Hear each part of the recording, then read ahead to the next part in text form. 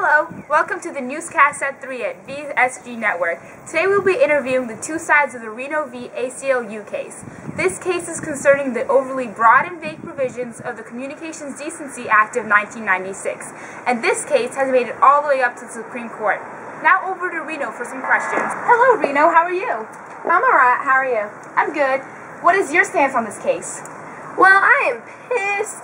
I'm extremely disappointed with the outcome of this case. I mean, why is the internet so free, but TV and radio are so monitored? I mean, I don't personally believe that what I wanted was so broad and vague. I believe that it was very to the point. We need provisions on the internet for our children and for minors all over the United States. I understand.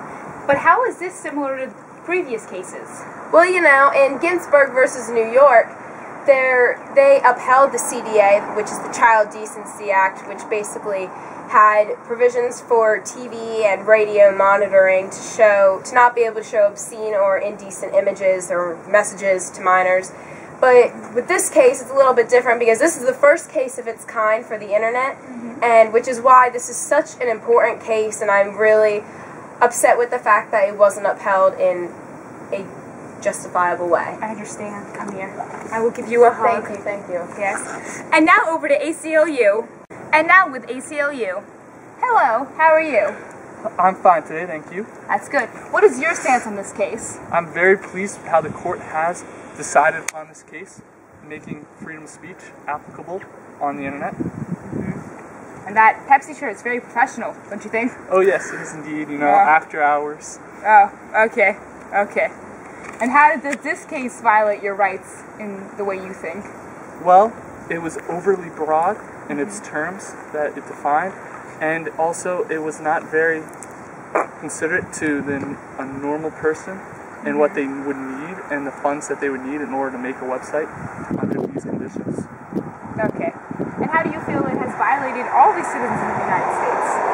Well, it has violated all of them because it requires citizens to have Internet ID, which would cost money to have. It would require Internet websites to have things needed to scan that Internet ID, which would cost even more money. And as a result, also because of its overly broad defining terms or attempts to limit speech, it has been ruled down. So now the Supreme Court has ruled that free speech is applicable on the Internet. Okay, thank you very much. Well, there you have it, folks, a case of judicial activism which said that the CDA lacks the precision of words for it to be an act. Thank you very much, and see you later.